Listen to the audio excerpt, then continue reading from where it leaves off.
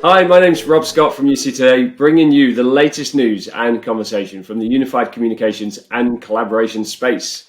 So today I'm joined by Andrew Gross, who's the Director of Sales and Operations for the UC Enterprise at Crestron. And we're going to be discussing the return to the office and how you can best prepare your meeting rooms for the new world of hybrid work. So welcome, Andrew. Thanks, Rob. Thanks for having me. Good to see you. And just before we dive into this conversation, how about we just do a quick intro? Tell us a little bit about you and tell us a little bit about Crestron, please. Absolutely. Happy to.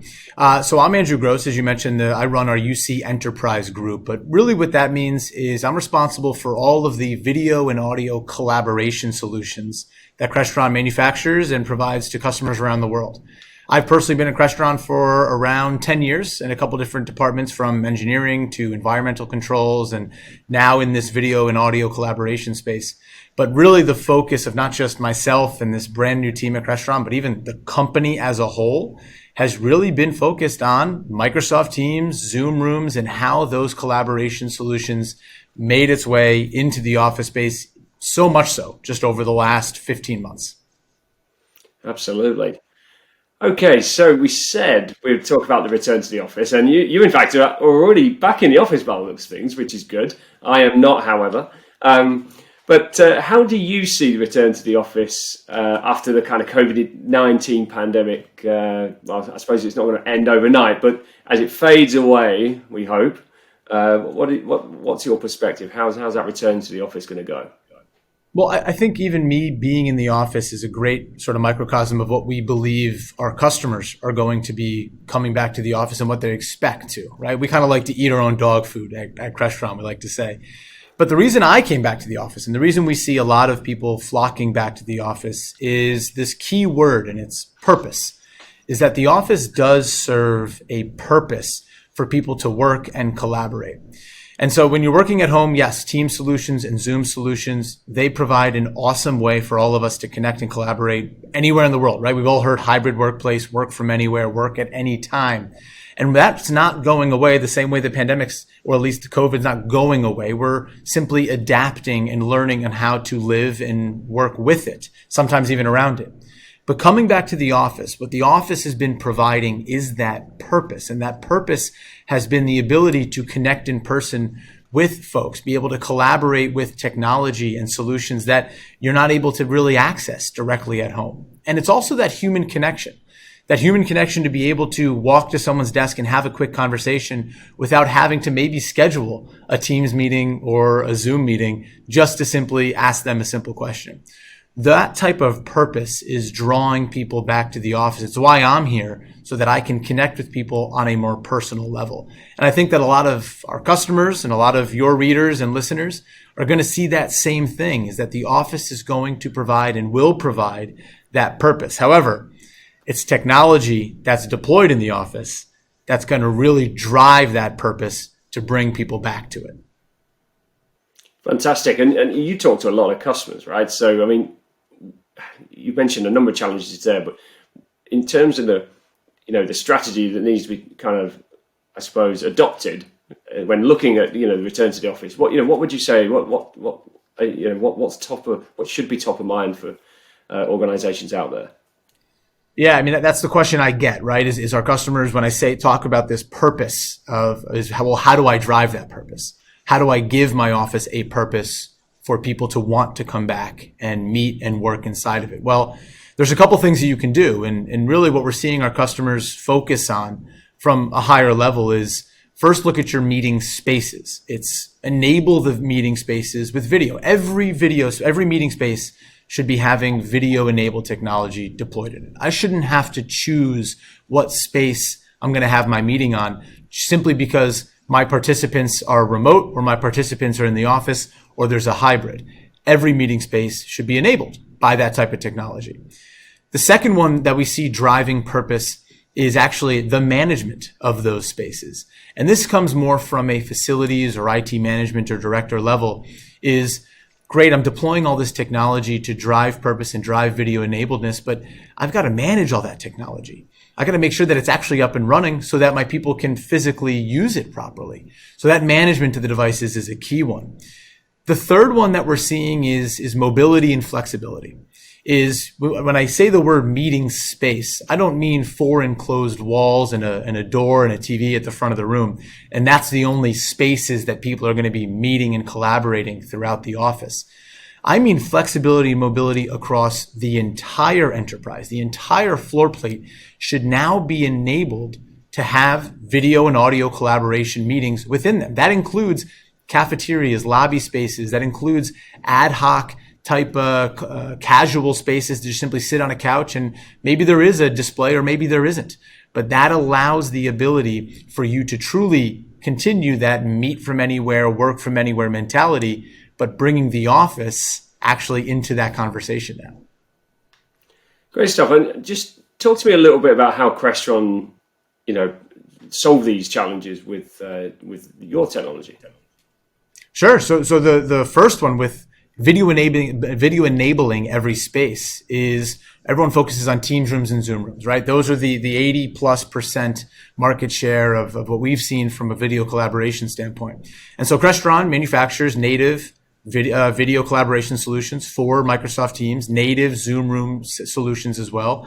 And those can be deployed across your meeting areas to enable a conference room or even enable a non-traditional meeting space so that I can join a Teams room or a Zoom room from anywhere from a piece of Crestron technology. The management of those spaces, all of that technology from Crestron can be managed and viewed on a single pane of glass through our cloud-based software called XIO Cloud, which gives you full control and remote access to all the devices at any time. And then really the last one is that mobility standpoint, right? How do I now enable these non-traditional spaces beyond just a conference room for native Teams room systems and native Zoom room systems? And that's where the Crestron technology expands into everything else that we do in terms of wireless presentation, audio and video distribution, all of the sound bars and mic pods and cameras that Crestron provides to give you the ability to join Teams meetings, Zoom meetings, or any meeting using your laptop for that matter, and collaborate as efficiently as possible. And so all of that is done through what we call our product platform called Crestron Flex. Fantastic. And I suppose it's quite easy for us to sit here and say, hey, video enable all your meeting rooms. But, 2 or 3 years ago, there was only like 1% of meeting rooms enabled with video. So what's the reality, do you think, what of this kind of hybrid working style and workplace? Do you think we're really going to enable all meeting rooms? And what's the cost of actually, not enabling all your meeting spaces going forward? It's pretty much involved in every conversation that we have with customers and our customers ask about, right?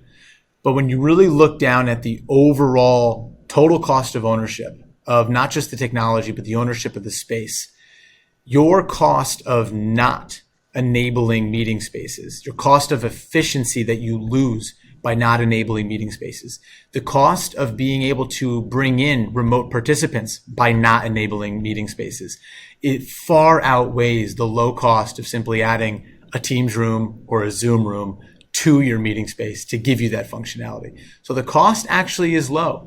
And one of the last things, Rob, which is pretty interesting about this whole cost conversation, because we see it too, we understand the burden, not just ourselves fitting out our own enterprise, but all the customers that we work with that need to enable hundreds and thousands of meeting spaces around the world at the snap of a finger now that the people are returning to office to gain that purpose back in their lives of collaboration, is we realize that a single capital cost isn't always the best method. And so Crestron's actually introducing an operational cost method for you to deploy and enable meeting room spaces as a service. So taking that upfront cost and breaking it down as a service monthly by not just providing hardware, but now actually providing management, service, and support around your meeting spaces takes the overall cost of enabling these devices and these rooms and just these overall enterprise much, much, much further down than what anybody would expect because it is amortized over a long period of time. That's good. That's a really nice feature. Okay, my final question about, a little bit of crystal ball time here. So, gazing into the future, maybe 12 months, 2 years from now, is technology the same in meeting spaces, or, is there a lot of work to be done to kind of accommodate these new work styles, new workplaces? And I suppose another question might be, were you already prepared for these types of workplaces, at Crestron? Or are you having to adapt your portfolio going forward? It's a great question, and there's two things that I probably would focus on whenever I think about the future of work that we always talk about, or at least I'm asked about all the time, is what is the future of work? And that future of work has been sped up so much more over these last 15 months, that's for sure. Sure. But really the future of work that I've seen is it's able to be realized when you take a look back just 15 months. And what I mean is, if you look back 15 months, the way that technology in the workplace was always traditionally deployed, it was almost side by side to your everyday activities, or it was done in parallel to your everyday activities, meaning I was able to meet in person with everybody, and then I also maybe brought in remote participants over a meeting that I had scheduled. When I was at my desk, I would be able to answer emails, and if I needed to make a call, maybe I brought up my phone and I took my cell phone in my pocket and made a call, and then I went back to working on my laptop. That's the work style of yesterday, and really the work style of tomorrow that we're seeing a lot more companies and just individuals start to deploy is actually the pure integration of that technology into our daily working activities. An example of that is the meeting type, right? Is that I'm always going to be meeting with somebody in person and somebody brought in over Teams or Zoom. But the difference, the future of work that we see is actually in the personal space, is that we're seeing the integration of collaboration come in our daily working lives from our laptops and our personal workspaces.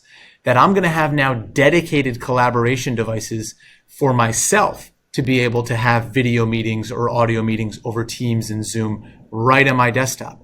I'm going to be able to use my personal collaboration device or even my laptop to be able to do more than just video collaboration on those specific devices. And so that type of future of work where the technology is now purely integrated into our daily activities versus side by side or sometimes brought in to our daily activities really is the future of work that we've seen.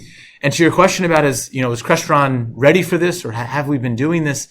The biggest term I like to point to is the word of IoT. And everybody talks about IoT. IoT is the future. In reality, Crestron pioneered the word and the term IoT decades ago. But really our customers and the environment, the industry, they just weren't simply ready for it. There wasn't really a need for the true interconnected network of things, which is what IoT actually stands for, until today. And so Crestron is primed for IoT to finally be recognized and enabled because all of our devices, they were manufactured and designed and built to be connected together. They were designed to be connected over the internet through all things and of course managed at all times.